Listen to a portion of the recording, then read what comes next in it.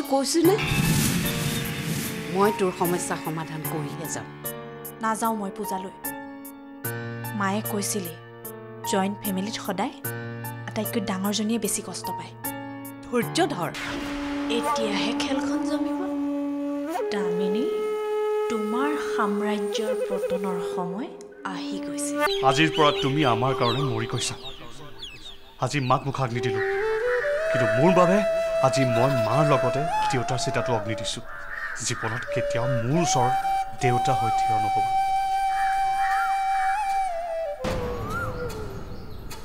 তোৰ ৰাজক মই ভালকে চিনি পাওঁ চিনিটো পাবিয়ে কি কৰিবি পৃথিৱীখনতো সৰু তইহে ভাব তই যিবোৰ কৰি ফুৰ কোনেও নেদেখে বুলি আঘাতপ্ৰাপ্ত বাঘ বেছি হিংসাত্মক হয়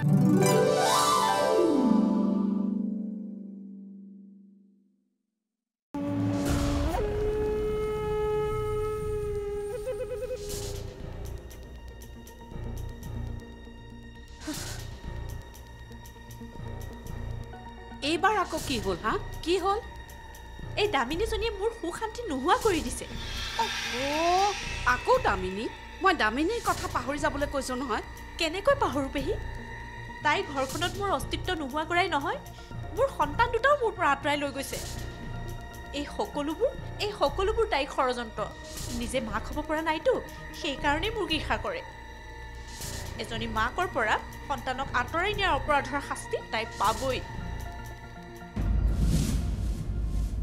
আপুনি ইয়াক কি কৈছে বাইদেউ মই ষড়যন্ত্ৰ কৰিছোঁ আপুনি এইবিলাক ভুল বুজিছে মই একো ষড়যন্ত্ৰ কৰা নাই আৰু যদি কিবা কৰিছোঁ ভগৱানে মোক শাস্তি দিব বলক নিৰ্মালি ল'ব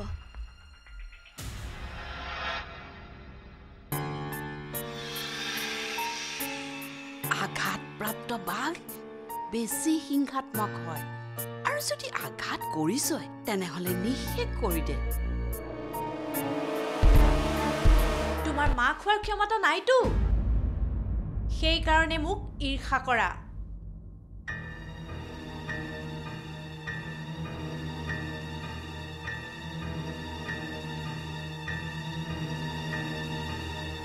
তোমাৰ এই পচা মনটোৰ কাৰণে ভগৱানে তোমাক সন্তানৰ সুখ দিয়া নাই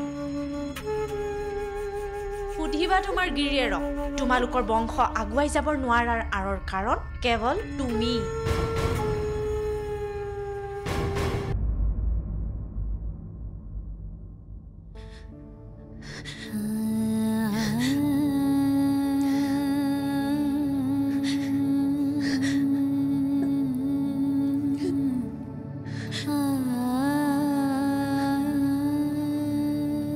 তোমাৰ মা খোৱাৰ ক্ষমতা নাইতো সেইকাৰণে মোক ঈৰ্ষা কৰা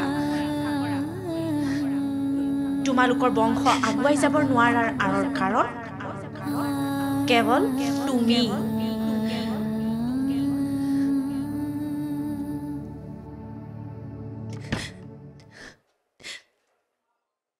আহিছ ভালে ভালে গ'ল দিয়া এটা কথা কোৱাচোন সেই মানুহজনক নিমন্ত্ৰণ দিবলৈ লগ ক'ত পালা বজাৰ কৰি থাকোঁতে হঠাতে লগ পাই গ'লোঁ মুখামুখি হোৱাত মনলৈ কথাটো আহিল কৈ দিলোঁ মই নিমন্ত্ৰণ জনাই ভুল কৰা নাইতো নাই কৰা যদিহে তুমি মিছা কোৱা নাই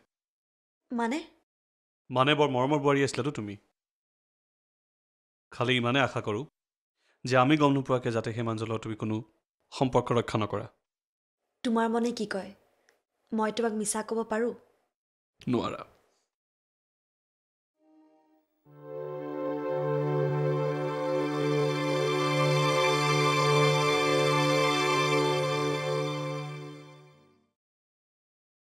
তুমি মোক নিমন্ত্ৰণ দিছা হয় কিন্তু মোৰ যোৱাটো জানো উচিত হ'ব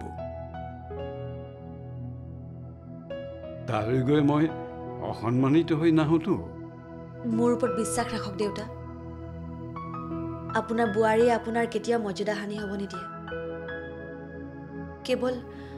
কেৱল মাৰ আত্মাৰ সন্তুষ্টিৰ কাৰণে আপুনি তালৈ যাব লাগিব। হ'ব বাৰু বোৱাৰী, মই যাম।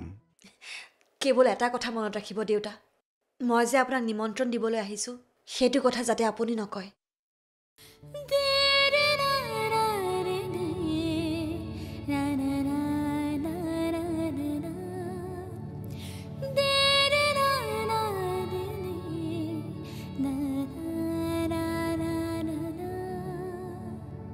দামিনী, শুনাচোন।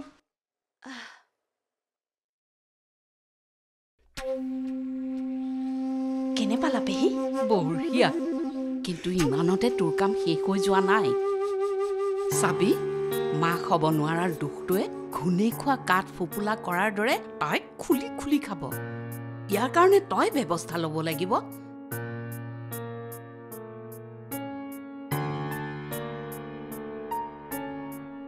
শান্তনুকো কিন্তু মানিছো দেই, ইমান ডাঙৰ এটা অসমৰ্থতা থকাৰ পাছতো ইমান মৰম কেনেকৈ থাকিব পাৰে? মৰম কমিব, এই কথাটোৱে সিহঁতৰ মাজত বিভেদ আনিব। চাই থাক।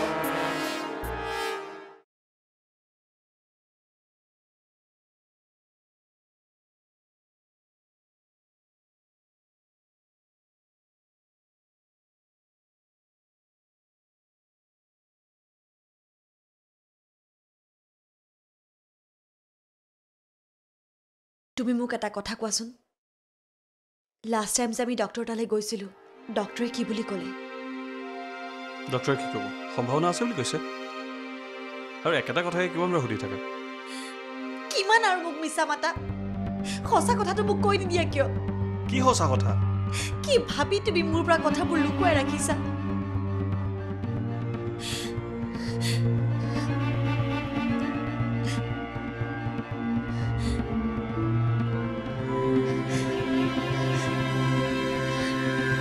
কৈ নিদিয়া কিয় মোৰ মা হোৱা ক্ষমতা নাই বুলি?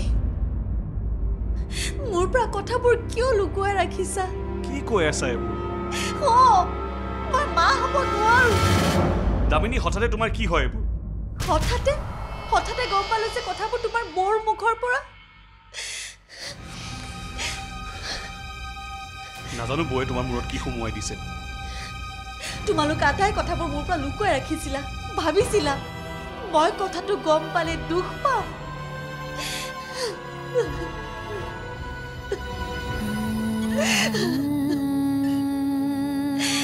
মই ইমান দুৰ্বল নহয় শান্তনু,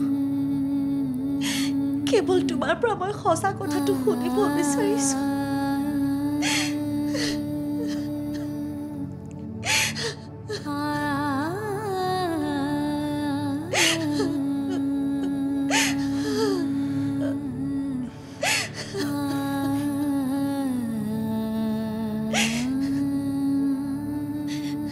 সঁচা কথাটো হ'ল যে তোমাৰ ট্ৰিটমেণ্ট চলি আছে, আৰু দামিনী ডক্টৰেটো কৈছেই যে তেওঁৰ মতে আমি দুয়োৱে অসমৰ্থ নহয়। প্লিজ চিন্তা নকৰিবা। তুমি এই কথাটোৱে মোৰ শপত খাই কোৱা।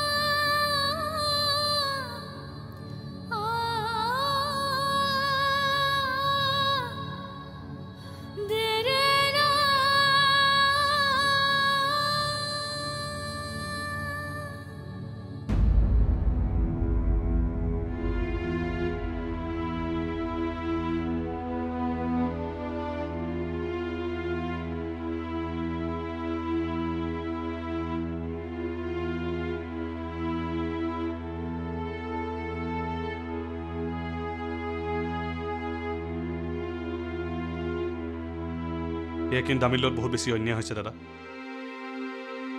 বৌয়ে তাইক তেনেকৈ ক'ব নালাগিছিল। তাই এখন ঘৰৰ শক্তি দাদা, তই জানা তাই দুৰ্বল হৈ পৰিলে গোটেই ঘৰখন দুৰ্বল হৈ যাব। তই কি ক'ব খুজিছ খুলি নকওঁ কি? আমি ইমান দিনৰ পৰা লুকুৱাই ৰখা কথাটো তাইক বৌয়ে কিয় ক'ব লাগে?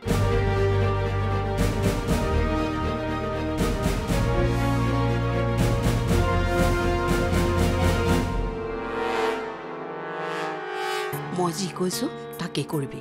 মুঠতে এটা কথা মনত ৰাখিবি, সময়ৰ শৰ সময়ত মাৰিবলৈ শিক। পেহী, তুমি তোমাৰ ৰুমলৈ যোৱা। শুবলৈ যাওঁ ৰহ। ভাত মুঠি পেটত পৰিলে যেতিয়া মই আকৌ তহঁতৰ নিচিনাকে দুপৰ ৰাতিলৈকে সাৰে থাকিব নোৱাৰো নহয়।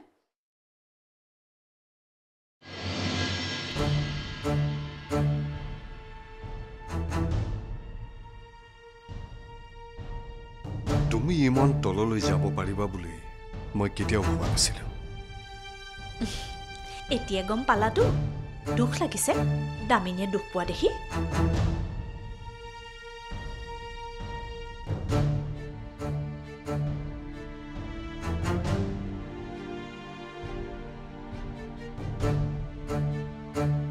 কি হ'ল?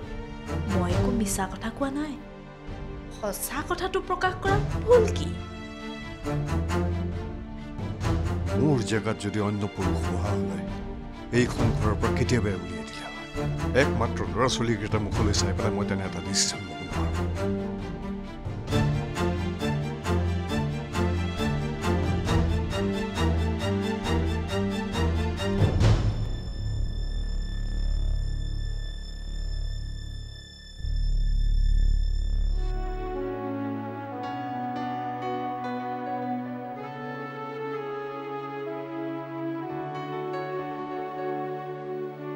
শান্তনু,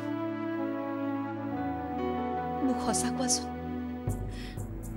বাইদেৱে মিছা কথা কৈছে ন?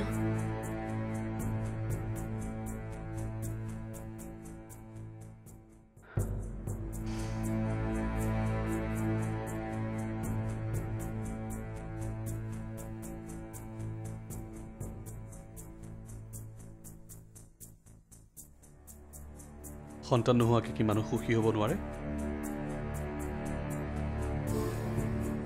ভগৱানে সকলোকে সম্পূৰ্ণ জীৱন নিদিয়ে। বাইদেৱে তাৰমানে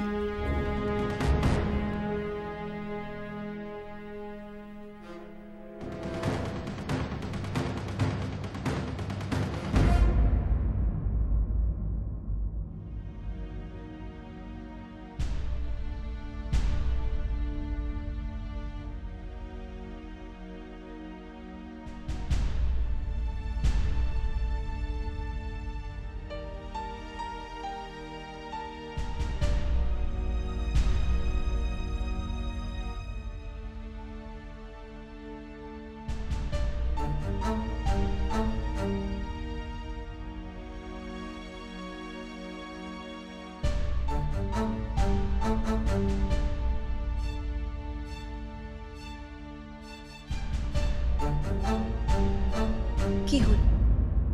কি চিন্তা কৰি আছা? ডক্টৰে কি বুলি ক'লে? মোৰ ওচৰত তোমাৰ কাৰণে এটা ভাল খবৰহে আছে। ডক্টৰে কৈছে তুমি অতি সোনকালে মা হ'বা। খালি টাইমত মেডিচিনছ ল'ব কৈছে।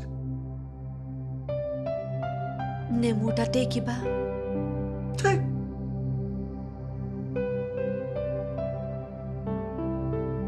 তেনেকৈ একোৱে নাই। ডক্টৰে কি কৈছে জানা? কিছুমান মানুহৰ কেতিয়াবা কেতিয়াবা সময় লাগে। সঁচাকৈ তেনেকৈ কৈছেনে?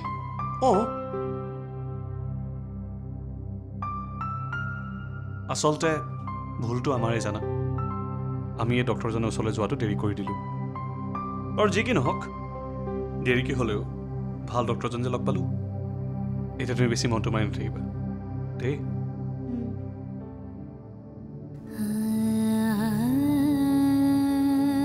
বিয়াৰ বহু বছৰ পাছতো যেতিয়া সন্তান জন্ম নহয়, চবেই ঘৈণীয়েকজনীকে দুখে। না তুমি অসমৰ্থ, না মই। আৰু ডক্টৰে কৈছে কিছুমান কাম বোলে অকল উপযুক্ত সময়তে হয়। গতিকে তুমি মনৰ বা বিশ্বাসটো কেতিয়াও এৰি নিদিবা। বিশ্বাসেই চবতকৈ ডাঙৰ শক্তি।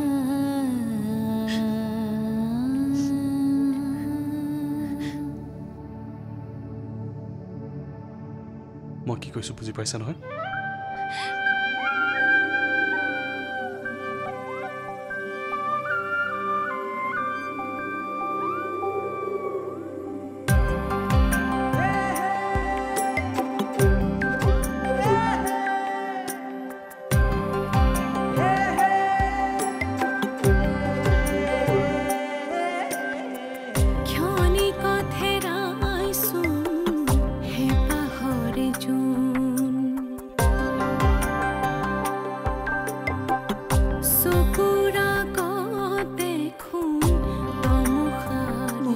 মিছা আশা দেখুৱাইছিলা শান্ত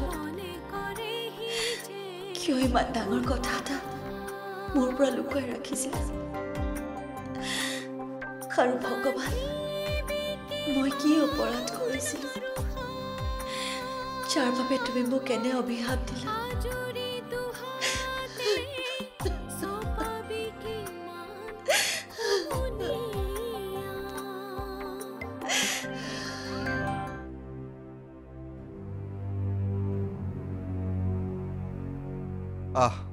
বহ